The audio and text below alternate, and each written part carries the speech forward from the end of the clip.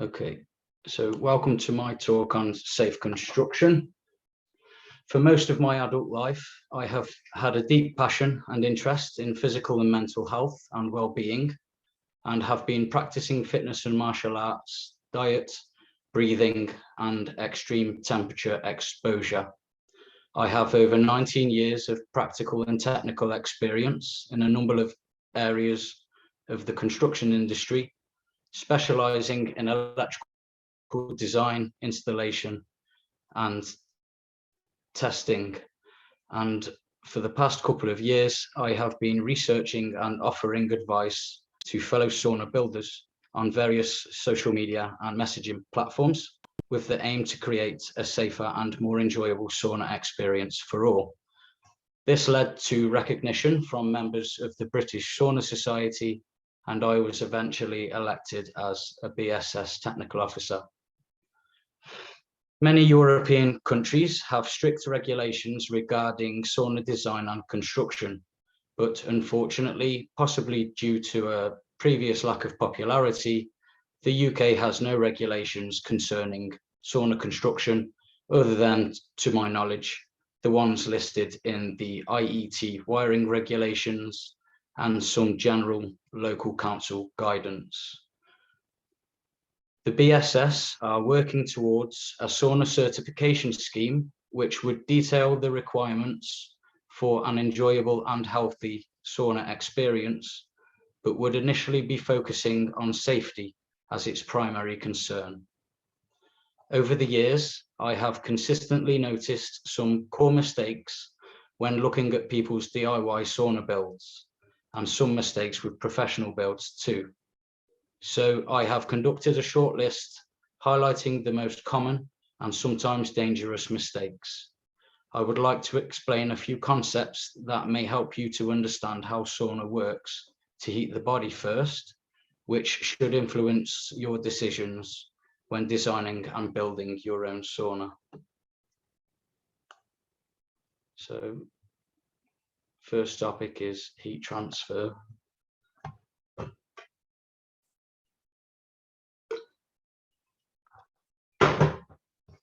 So heat transfer. There are 4 types of transfer associated with sauna bathing: radiation, conduction, convection, and evaporation or condensation, the opposite. Radiant heat can come in different wavelengths. Near infrared radiation is the type of heat that feels hot on your skin. Imagine getting too close to hot metal or an open fire, which can sometimes feel quite uncomfortable. Far infrared is a much more desirable type of radiation when sauna bathing, as this heat can penetrate into the body, warming you from within. Radiant heat feels most comfortable on the naked body when it comes from all directions rather than a single source. Radiant heat can easily be blocked, and this should be considered when shielding the body from the intense radiation coming from hot metal, like the stove or chimney, by using heat shields such as metal panels or rock cages. Radiant barriers could also be used behind the cladding to reflect heat back inside the sauna. However, an air gap must be maintained between the cladding and barrier with battening to avoid conductive heat transfer. Conduction is the most efficient type of heat transfer, made through direct contact. This becomes very apparent, for example, when you accidentally touch the sauna stove, where heat will easily transfer from one surface to another. You get the same effect when you sit on a hot bench, which is why sometimes we like to put a towel down to reduce that direct contact. Convection can move the heat around the room. As the rocks are heated through radiation and conduction, hot air will begin to rise and bring cool air in from below, creating convection and eventually transferring that heat around the room. Carefully considering your ventilation can help with convection, allowing the room to heat up thoroughly and efficiently. Evaporation and condensation are quite possibly the most important aspects of sauna bathing, and considered to be the very definition of sauna itself. Evaporation is where a liquid conducts enough energy to turn into gas, for example, when you throw water onto hot rocks. And condensation is the opposite, where that gas comes into contact with a cooler surface, a naked body, and turns back into water, transferring energy originally taken from the rock. Understanding these mechanisms are important when considering sauna design and material selection.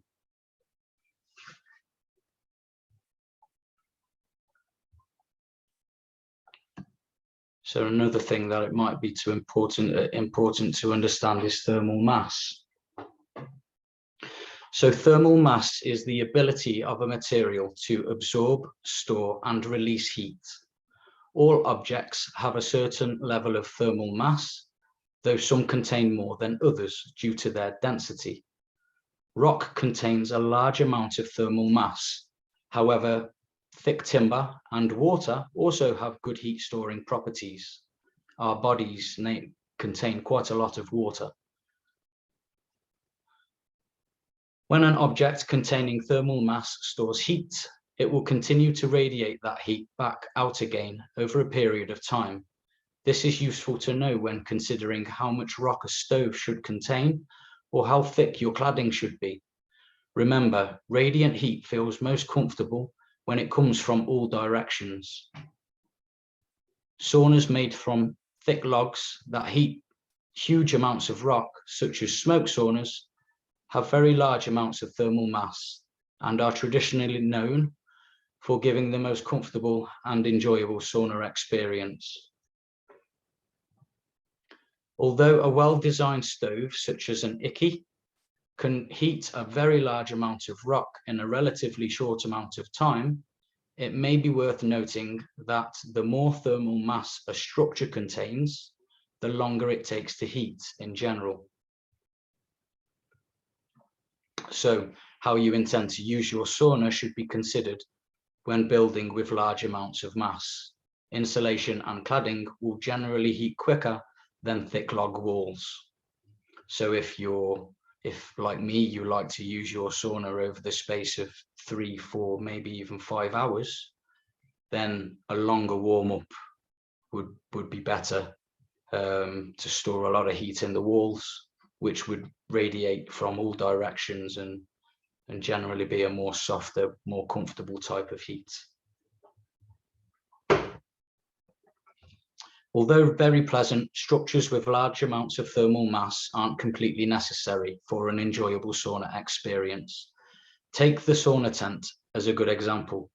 Sauna tents are a very popular and cost-effective way to own your own sauna, and also highlight the core elements of how a sauna is truly defined.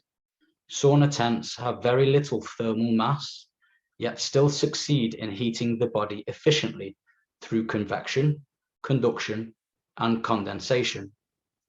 If you have ever had the fortune to use a quality sauna tent, then you may have been very surprised at how efficiently steam can heat the body. Now I have given you a good understanding of the core principles required to heat the body. We can move on to material selection. Careful consideration must be given when selecting materials for a high temperature and high humidity environment.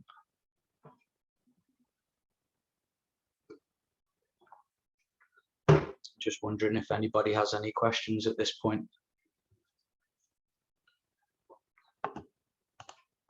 Let's open up the chat. Is everybody following so far?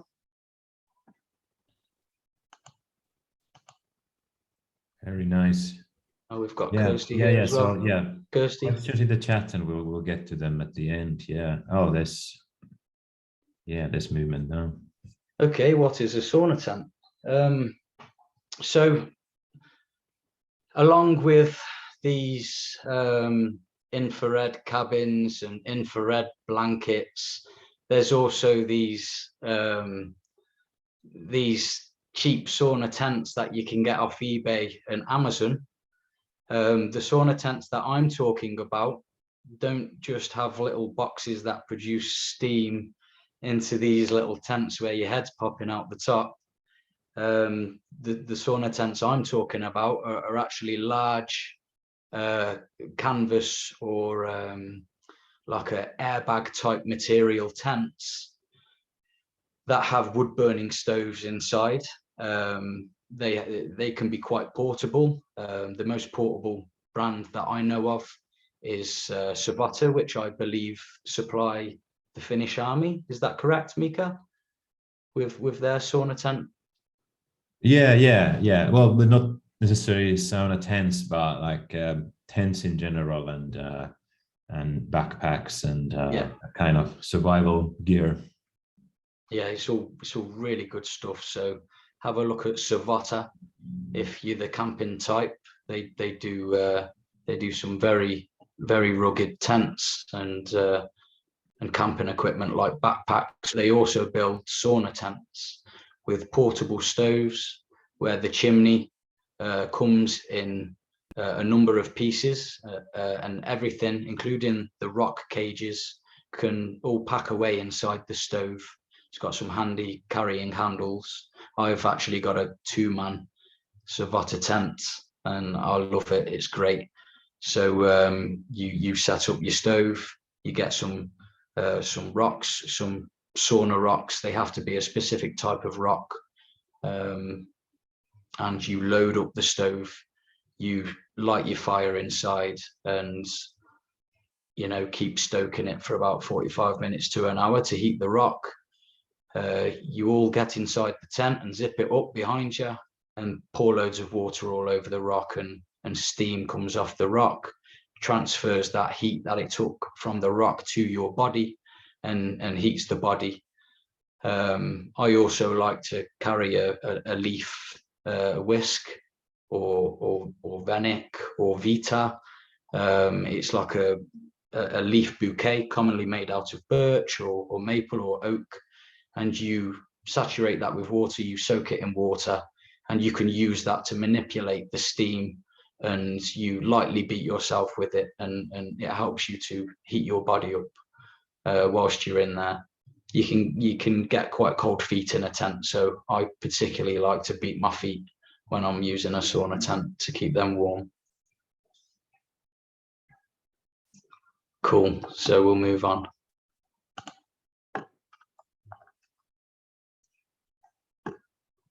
So safe sauna materials.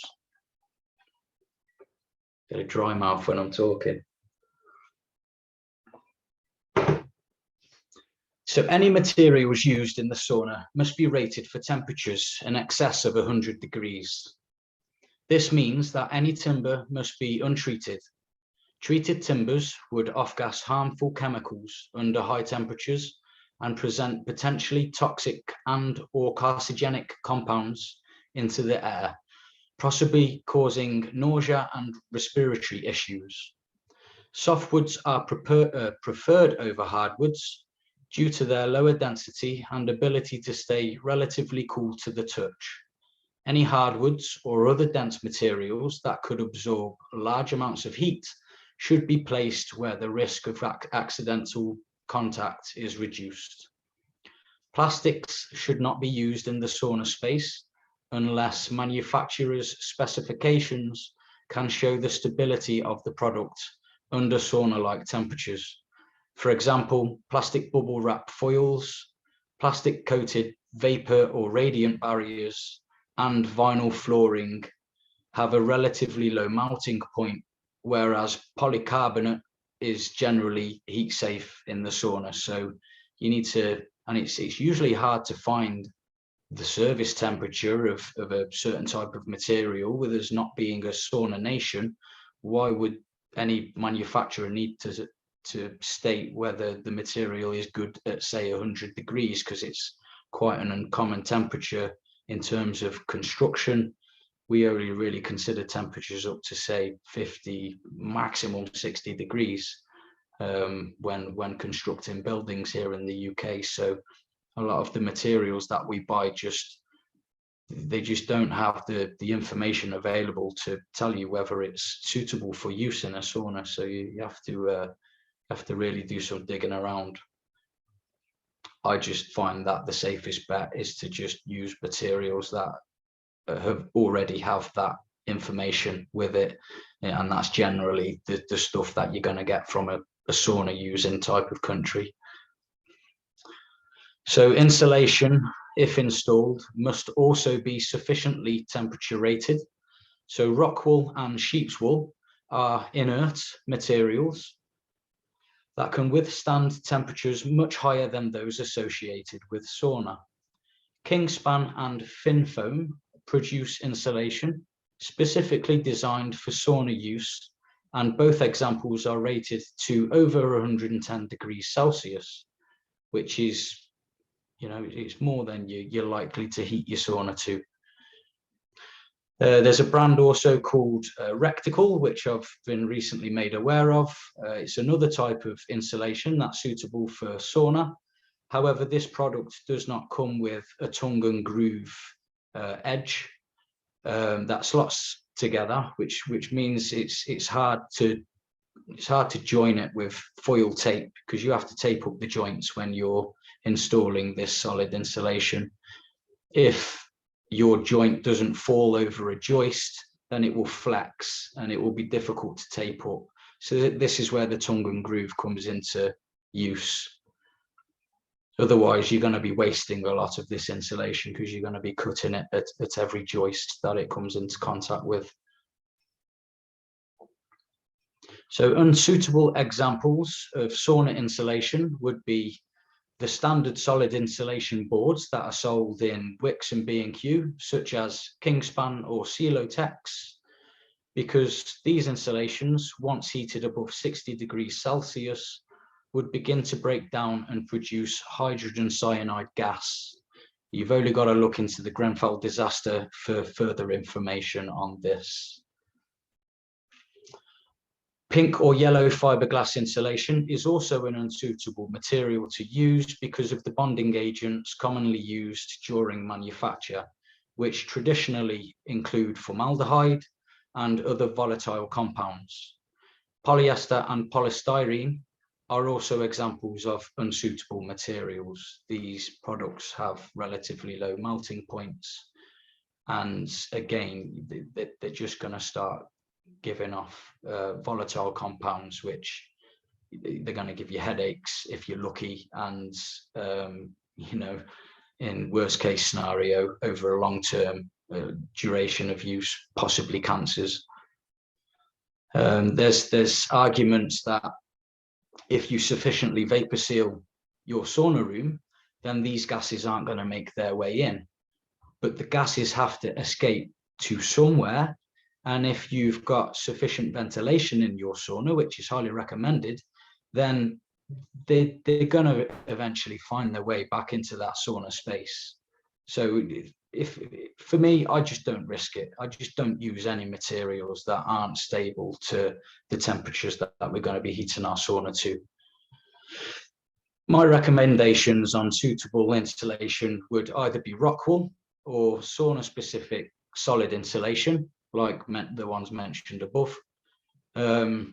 Rock wool doesn't slump within the walls, and it does not absorb moisture. It has a wicking property, like the other types of insulation, like fiberglass, for example. Even when you're building houses, we don't put fiberglass into walls, because over time it will slump, and you'll be losing the insulative properties higher up in the wall spaces, and it also absorbs moisture, which leads to fungal growth, which isn't desirable. You don't want any spores in the air. It will affect your lungs and cause respiratory issues.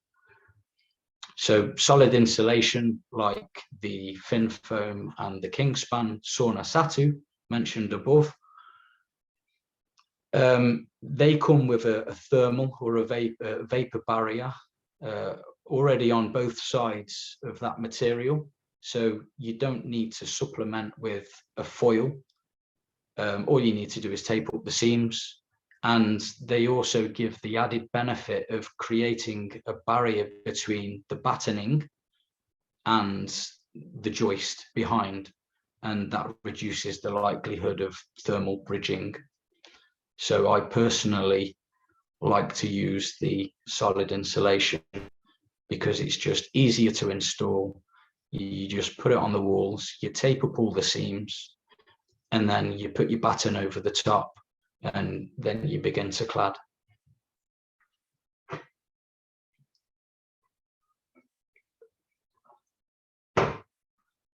Okay. So ventilation and drainage, another important aspect of sauna design and construction. So contrary to popular belief, sufficient ventilation is also an important component of sauna design and construction. Ventilation not only aids in convection and heating the sauna space more efficiently, but also provides the bathers with a fresh supply of oxygen, preventing a buildup of carbon dioxide, and exchanges the stale, sweaty air and prevents the sauna space from developing mold and fungal growth. Drainage would provide a similar benefit in terms of avoiding mold and would help to prevent any accidents associated with slips and falls. Drainage also makes cleaning easier and more likely to happen on a regular basis. Recommended air inlets would be an approximate 100 ml, which is 4 inches vent, low down near to the heater, or if it's got a mechanical intake which pushes air into the sauna space, that vent could then go above the heater on the wall or on the ceiling. So as the air rises from the heater, it mixes with the cool air that's being forced into the room and gets transported around the sauna space.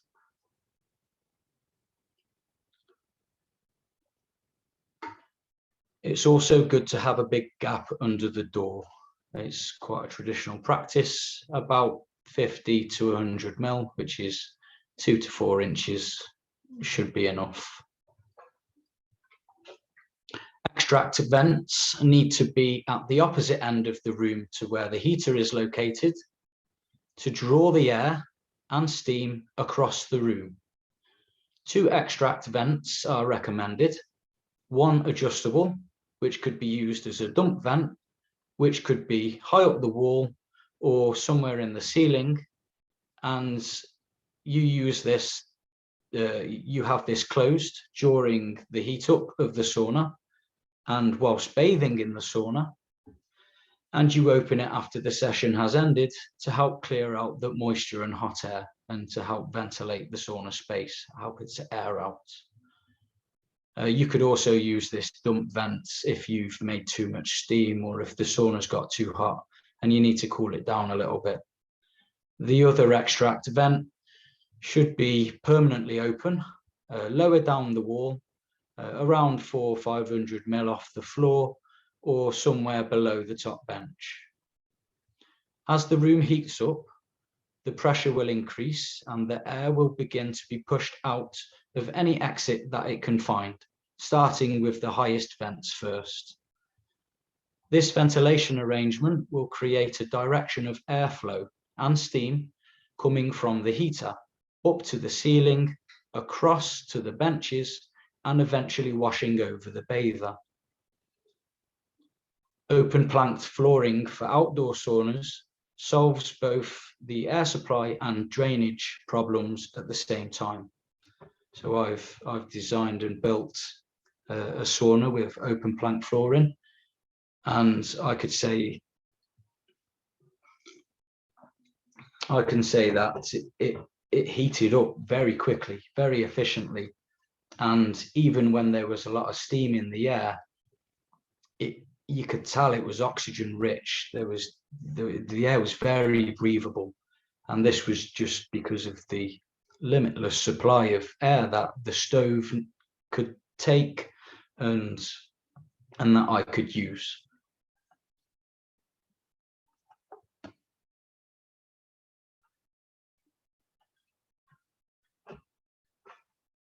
So I hope you're all taking notes and making questions. We'll look at those questions at the end.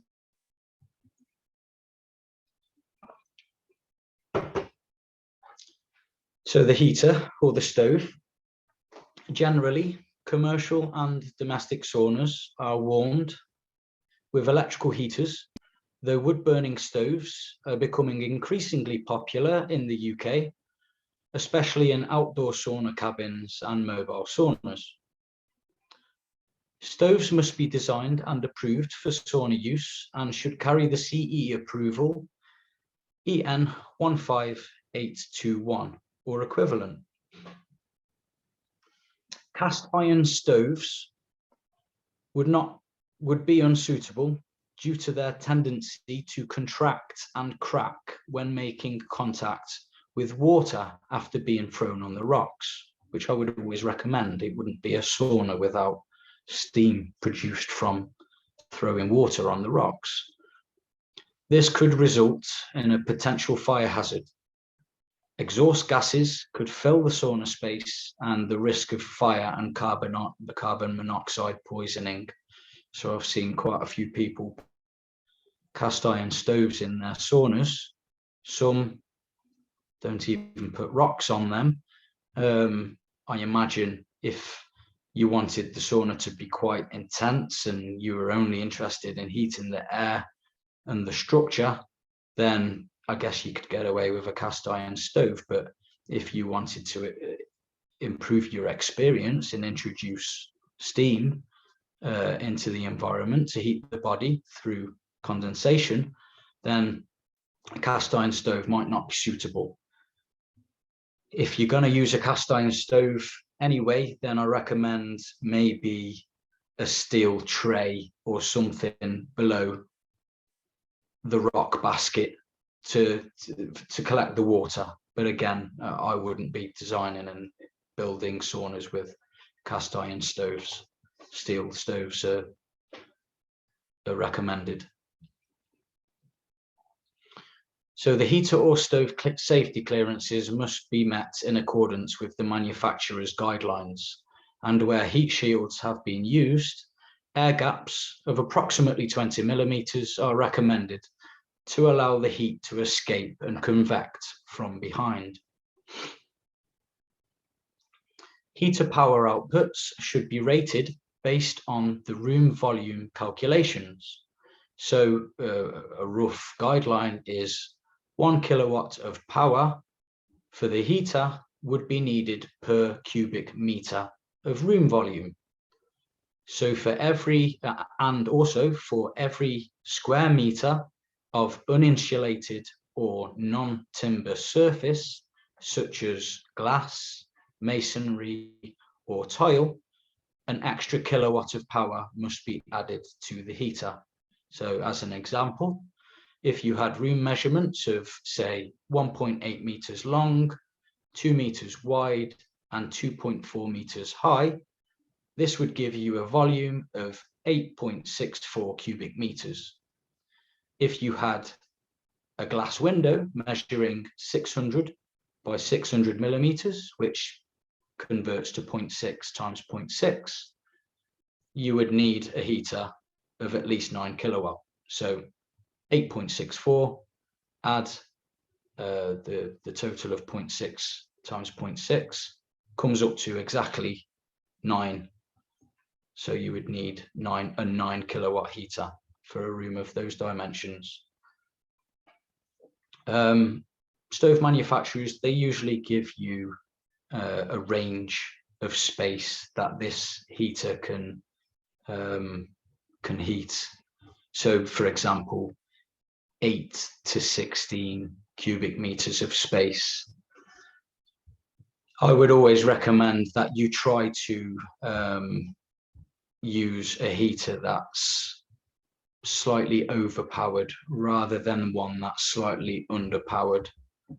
You don't have to push your heater as hard if it's overpowered, but if it's underpowered, then it will be working too hard and probably won't manage to heat the room to the desired temperatures.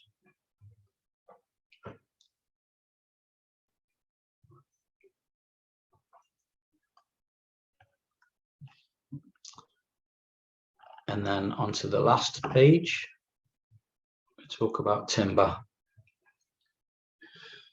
So recommended timber species for saunas are softwoods, such as pine and spruce, which are relatively cheap to buy.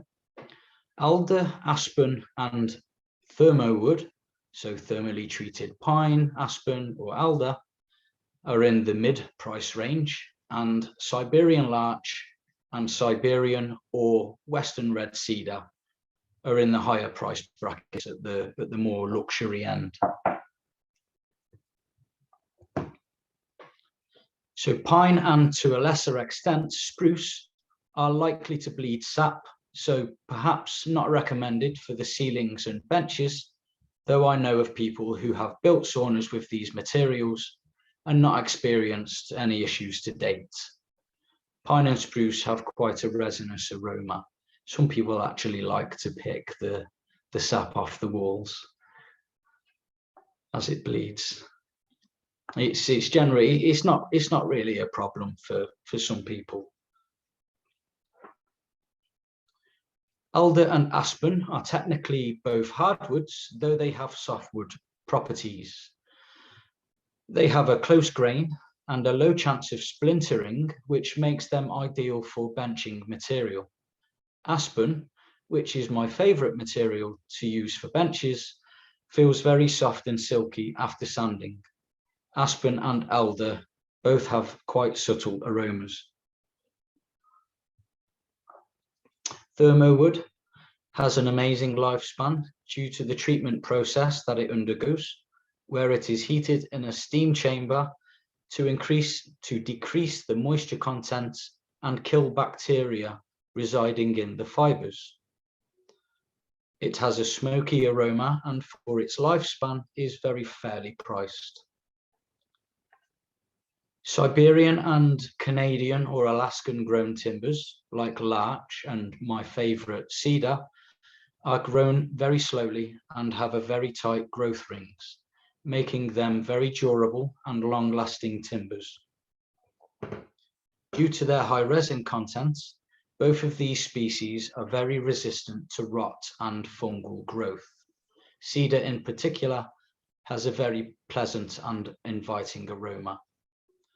The recommended minimum thickness of cladding material is 14 millimeters to reduce the chances of warpage or cupping, though I would recommend at least 20 millimeters thick in the case of pine or spruce, as these species are more likely to shift and warp.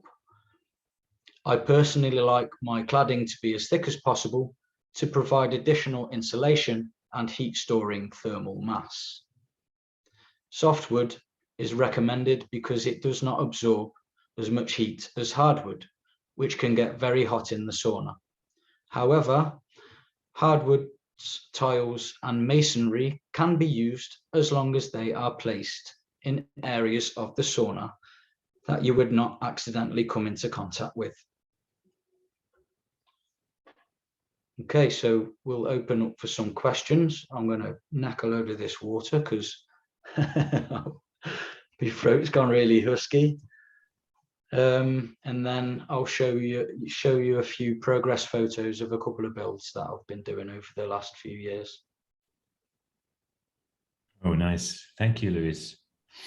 Yeah, there was a question from Sarah C about hardwoods and alder and aspen, and that was probably already answered. Yes. So yes, they are technically hardwoods, but they are at the softer end of the scale when it comes to hardwoods. Yeah, aspen is popular in Finland and spruce as well because it's found in the nature there.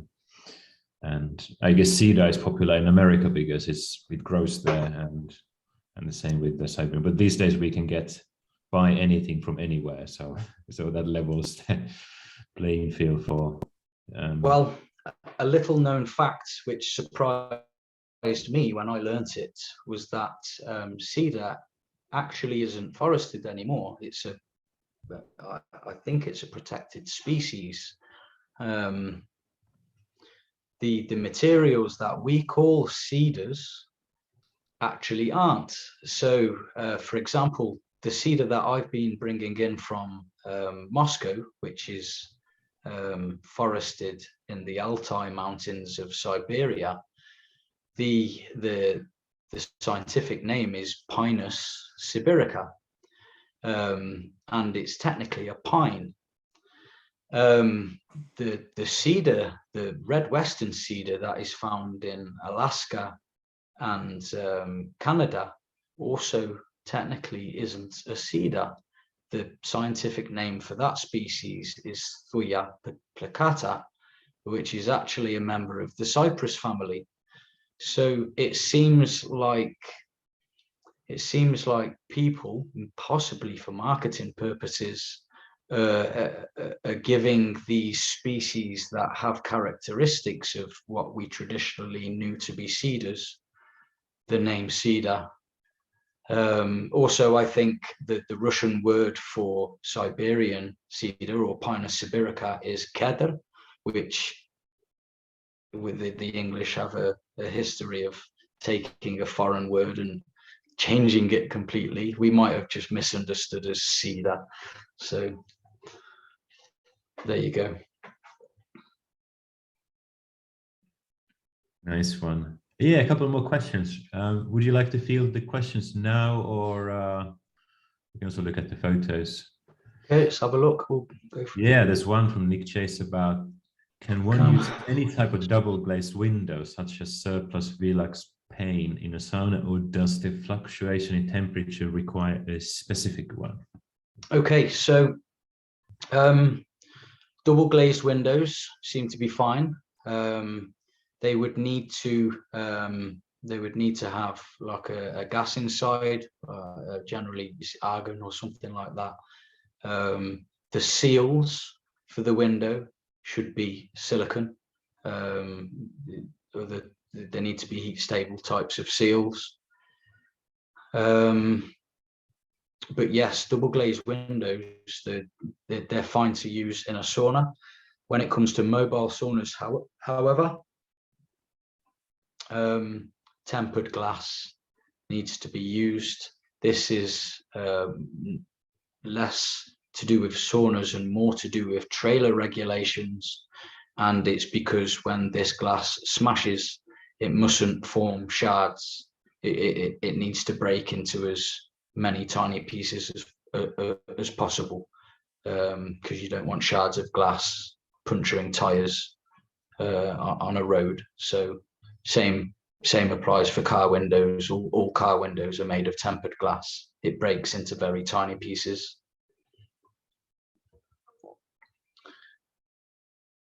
So, Zinzi?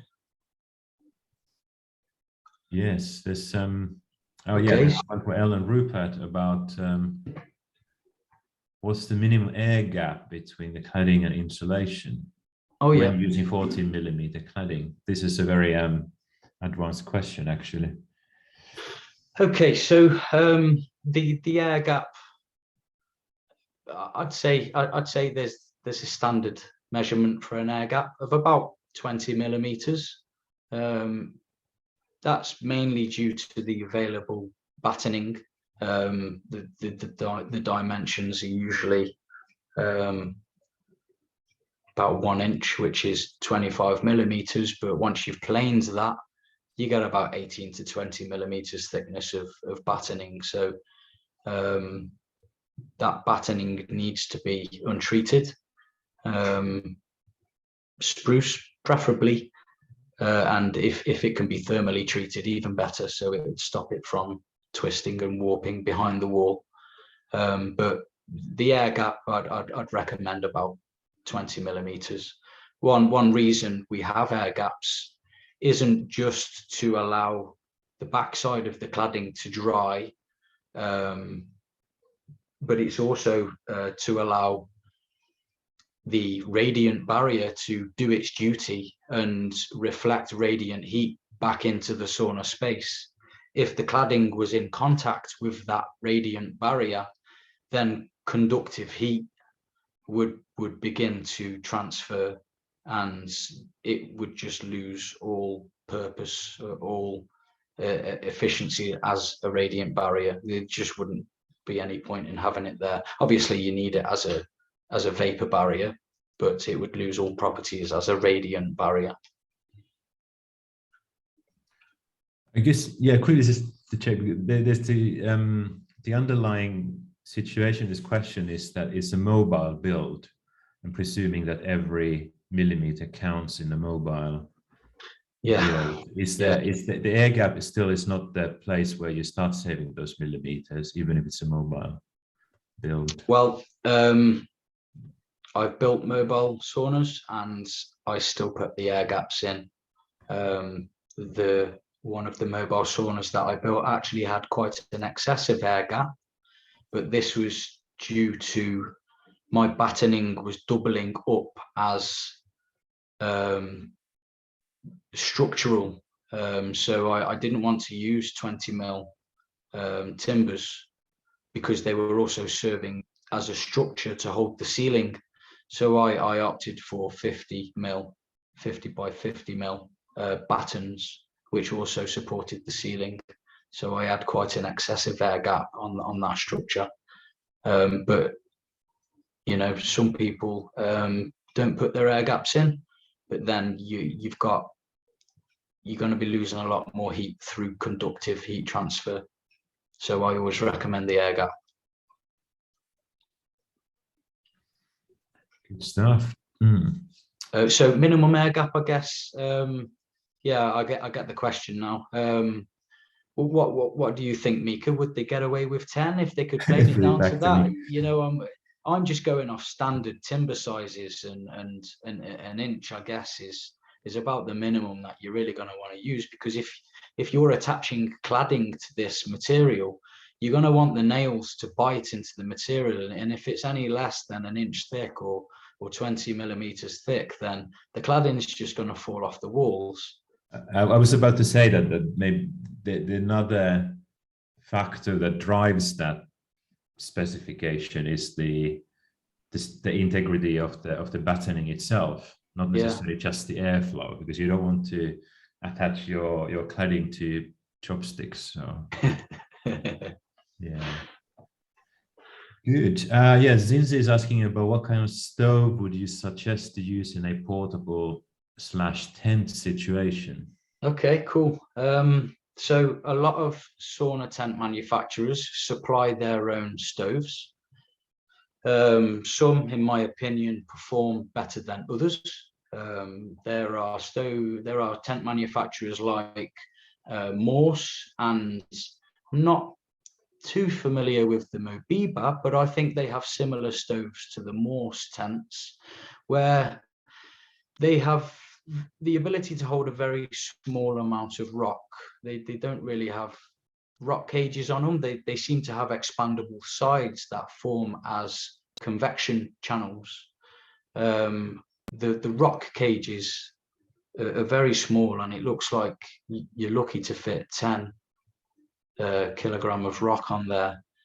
The more rock you've got, the more steam you can make, and the less the rock needs to recover after the steam has taken energy from the rock.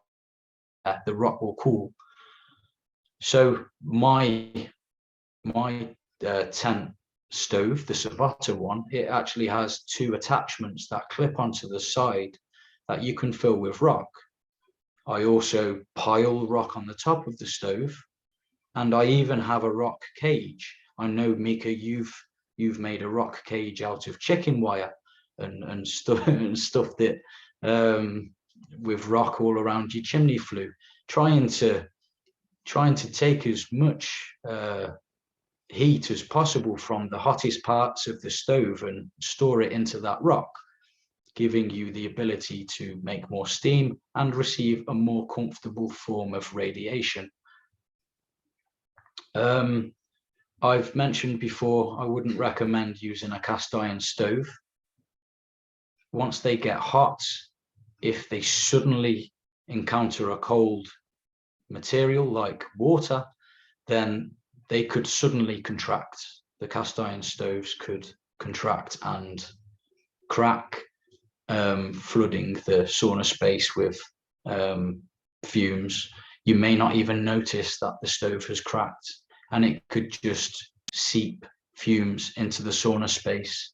And you'll find after the sauna session that you've got a massive headache and you just don't know why.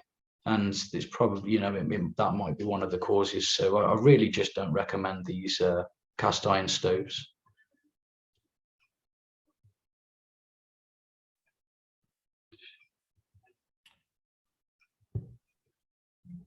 Nice, thank you. Yeah, I put the link in the chat as well to this specific solution. But yeah, all right. How to avoid unavoidable. Sorry, hang on. Is there a way to insulate unavoidable thermal bridges? You can read the rest of the question. Yeah. In our there's always something. Yeah. Something. We are attaching battens directly to the external metal skin. So I'm guessing this is a horse box, maybe. So the insulation won't cover the entire walls. It will just fill the gaps in between the battens, leaving a crisscross of thermal bridges. Okay, so the way I addressed this, and I'll show you in some of my photos coming up, when I converted a horse box into a sauna, was that I added my solid insulation, and then I clamped it with my battens. Since they like I said, they were thicker and they were supporting the ceiling. They serve two purposes.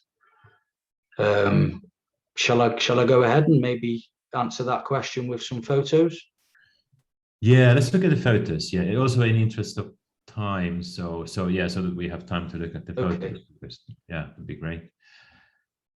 So thermal bridging is, from what I understand, a time specific. The longer the space is heated, the greater thermal bridging will happen. So in terms of a communal sauna, like a mobile sauna, that's going to be hot for quite a long time, then thermal bridging is a consideration that you're going to need to think about. So yeah, let's share the screen and show you some photos.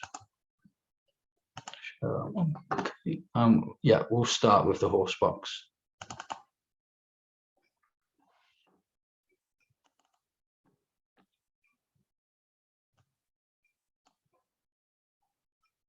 Can you see this expanded photo, Mika? It's not loaded yet, but there you go. Can you see that? Yeah, we can see a photo gallery of sorts. Yeah. Can you see the photo that I've expanded, or do I need to share that particular? Yeah, you might have to share that yeah, window. Okay. Yeah, specifically. Right. Yeah. I'll do that. We were just seeing thumbnails. So. There we go. Can you see that? It's coming up, and he's yeah. That seems like a frame of horse box. Yeah. There we go. So I picked up a horse box. All the panels were corrugated. So even though the panels were only 2-3 millimeters in total thickness, because they were corrugated, they were actually like 30 millimeters, 40 millimeters in depth. So I ripped them out and replaced them with, I was going to replace them with steel panels, but the availability and the price of steel at the time was atrocious. So I did some research and came across some GRP panels, which from the specification that I was given, shown that they were suitable for the temperatures that they were to be subjected to. So I picked up this horse box, ripped out all the panels and had it powder coated, shot blasted and primed, powder coated. Then I sprayed it in the color of the customer's choice.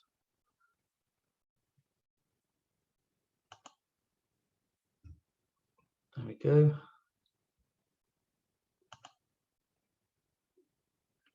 And there you can see these GRP panels that I installed. So I've saved some space there with these panels. Here you can see in the photo I've begun to install Siberian larch decking. And as you can see, I'm also installing I think they were about 3mm gaps between the planks.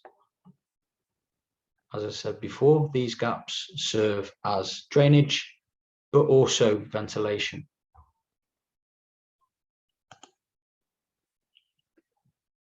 I love Siberian larch. It's got such an interesting grain pattern, and it lasts a long time. It's quite a dense softwood, quite resinous, very durable, and you'll get, well, you get at least 30 years out of that.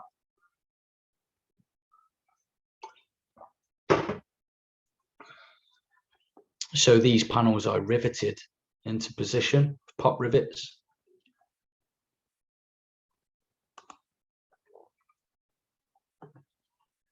Just wondering, Mika, can you see the mouse? Yeah, we can see it moving around. Yeah, so Okay, if you wanted to point to specific things. Okay, that's great. So here I've started to frame out the end wall. I've used brackets, and I've also lined out the ceiling space with foil, just as a fail-safe. If any moisture tries to get in, then it's going to land on the foil and drain down and behind the insulation that I'm about to add.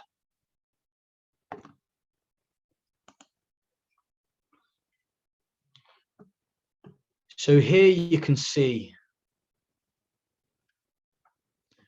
I've attached the insulation to the wall, and then I've used the battens and pinched the insulation, sandwiched the insulation to the frame.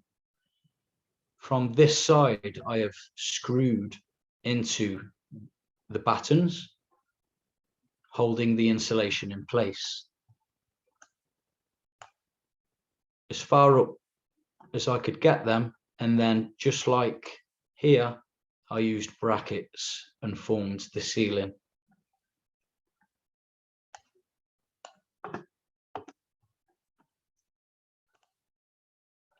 Oh, there we go.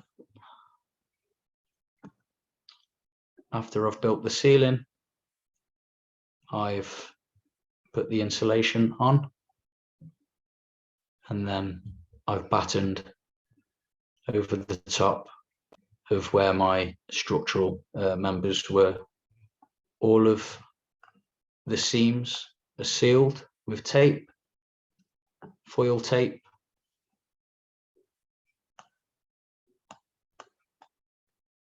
So we've got quite an excessive air gap here, more than needed, but it didn't cause any problems at all in terms of heating the sauna space.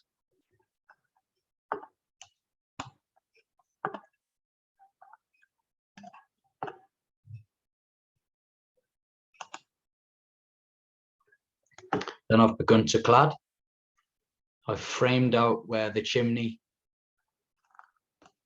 would go up here. I've started with the ceiling and then cladded the back wall. This is thermally treated pine. The customer was on a budget, so I had to be clever with the materials that I was using. The thermally treated pine was very fairly priced. And there's the finished product.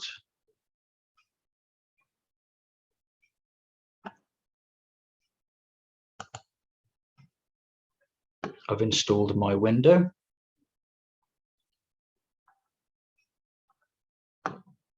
Rocks down here. Now I recommend you should always scrub and wash your rocks before installation. As the rocks are in transport in the boxes, they can rub against each other, forming dust particles. Depending on the location that you've bought your rocks from, can also depend on how clean they are. From personal experience, the rocks that I've brought in from Russia, for example, that were mined in Karelia, they really did need a good scrubbing before installation, because they just weren't the cleanest of rocks.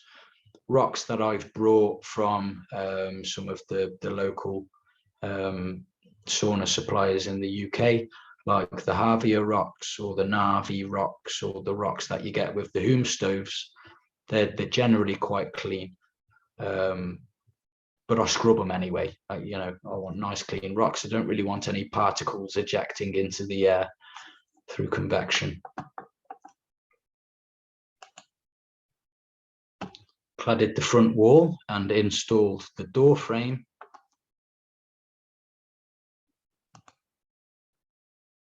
And I've oiled the cladding with a product called, what is that product called? Osmo UV Plus. It's a really good high grade external oil. I would not be using that inside the sauna space.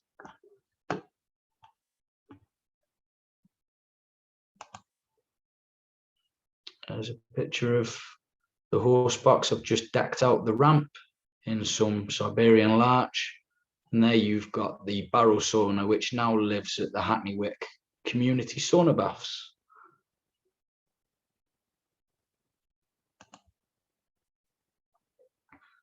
The glass door's gone in.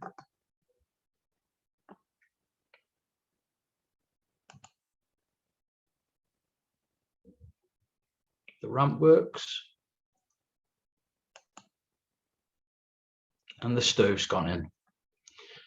So you'll notice here I've got a stone hearth, but I dropped something on it and broke the end off, so I had to take everything out again and replace the hearth. You'll notice in the next photos that we've got a stainless steel hearth.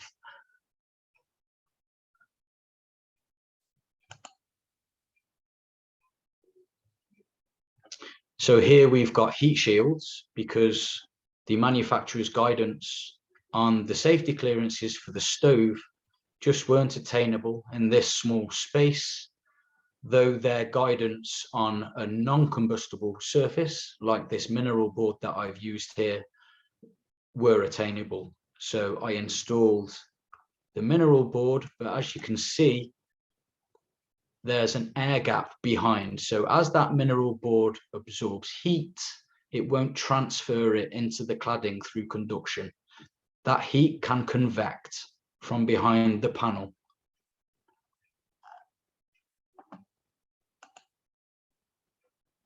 And there's a picture of my eldest, Isabel. As you can see, I've changed the hearth to a stainless steel one and also changed the rock. That's gabbro diabase. It's quite a dense type of rock suitable for sauna.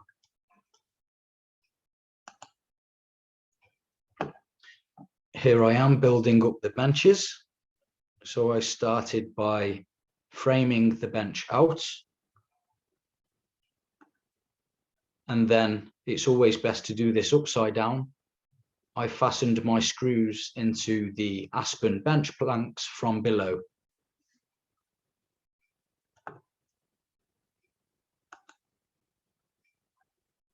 Bench has gone in.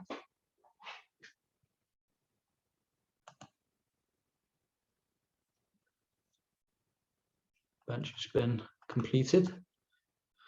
So I'm personally not a fan of L-shaped benches. They don't really give you an efficient use of space. You'll find you can't really fit any extra people into the sauna by having L-shaped benches. You'll get one person here, two people here, and you try and get an extra person in and they'll just be knocking knees together. I generally prefer just straight benches. But with this space being so small, I wanted to put as much bench surface in there as possible. Also got the backrests in there, keeping sweaty backs off the walls, keep the walls looking nice. And I've also angled this armrest. So when that person lies face down, they can have their feet up on the sloped armrest.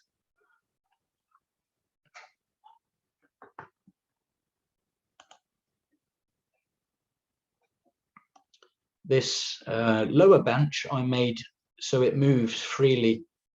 So whoever's using the sauna can choose however they have that lower bench configured, or they could even move it out of the way entirely if they wish to whisk, do any leaf treatments on the bench platform.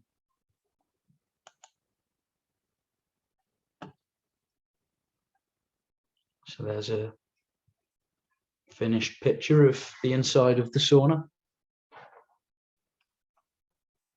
We've got a heat shield, again, because I wanted to bring the benches out as far as possible, but also be mindful of the safety clearances of the stove.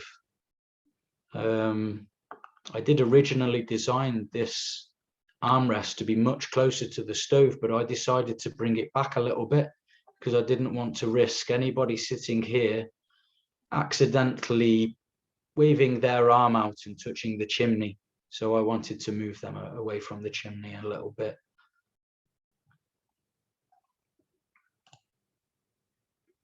And there's the outside. That was the day it left.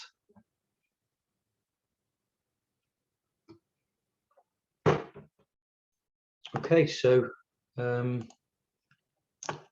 has that answered your questions, Al and Rupert?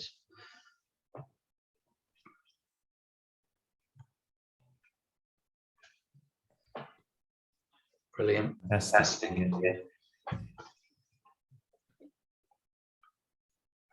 Yeah, it was nice to see those kind of step-by-step making of photos. They cover pretty much everything you talk about in a practical way. Are we allowed to know where this sauna can be found, or is it a secret? Yeah, of course. So the girls messaged me the other day to tell me that they're increasing their activity. The sauna is called the Samphire Sauna, and they are located in Hastings, and along with a lot of other people that I know that are trying to set up their mobile saunas, they've been having difficulties finding locations, getting permission from the council, insurances, just all the difficulties that are associated with the mobile sauna community. And I think they're starting to make progress, and they've managed to find a few locations where they can begin to set up. So they're in Hastings.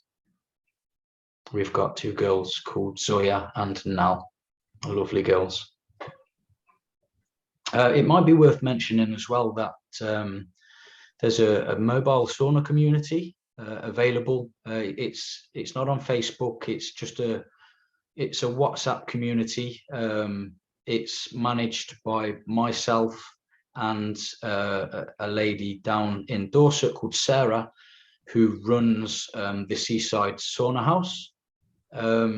We created this community to try and bring everybody in the mobile sauna family together, and there's lots of information about getting permission from private landowners or councils, or finding places to set up, where people have got their insurances with, and general building guidance. I try and give as much advice as possible on there. And of course, there's also just general chit chat. I think last night we were talking about evaporation and condensation and energy contents of vapor and steam, and how to turn ice straight to steam. And yeah, it was lovely people. Of course, yeah. Let me write your number down. 7796 461892.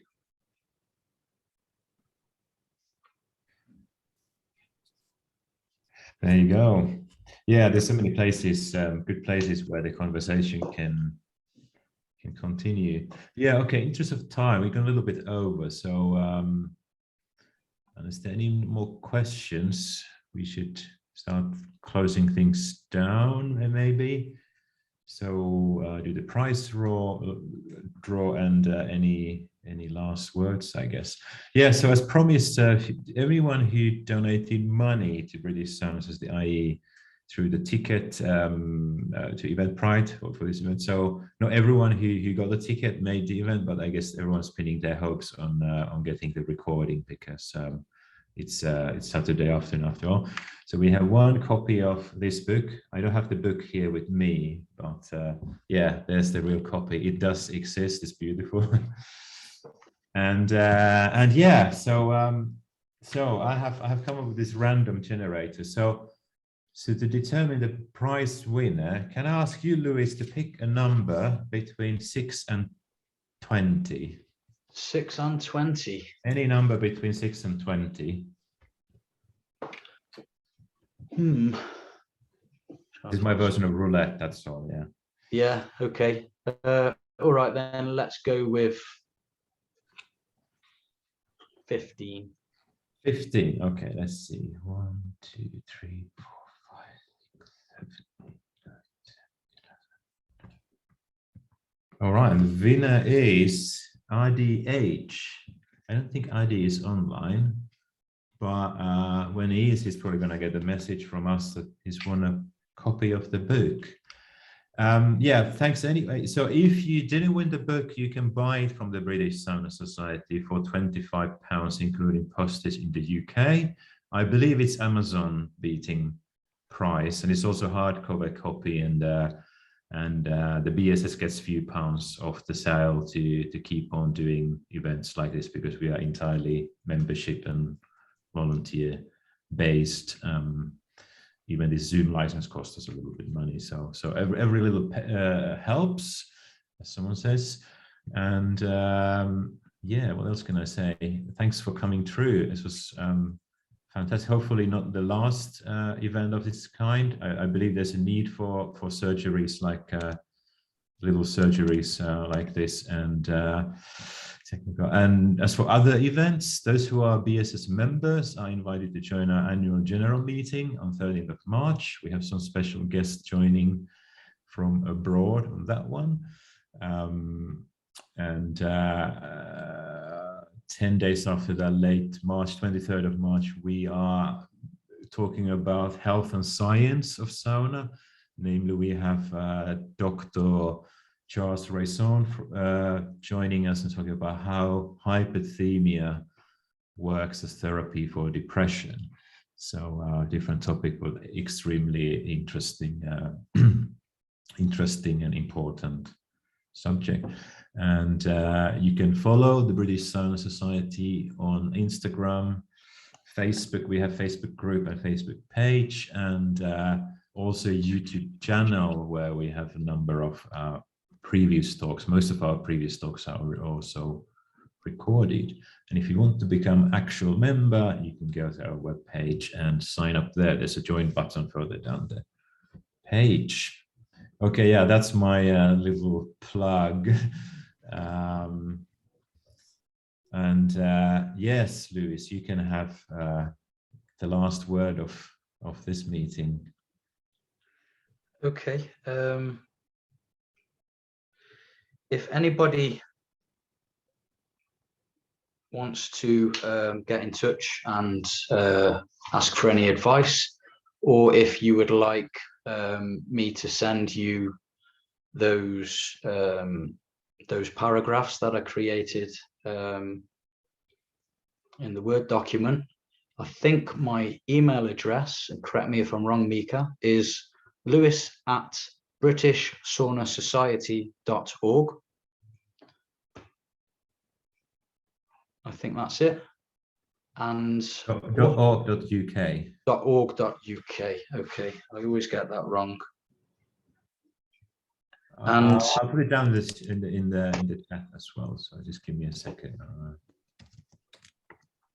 And just something that Mika said just now, which has made me think. I've released a new blog post on my website today to do with sauna use and mental health. If anybody wants to have a look at that, The website is thecedarsaunacompany.co.uk. And if you go over to the Sauna Life section, I release blogs every fortnight on sauna design and also the mental and physical well-being sides of sauna, which I'm quite passionate about, and ultimately the reason I got into this in the first place. Okay. Lovely. Thank you, Lewis. Thanks everyone for coming through on this Saturday afternoon, evening, where we are. So hope you enjoy the rest of your weekends, and see you soon. Bye, everybody. Thanks for coming.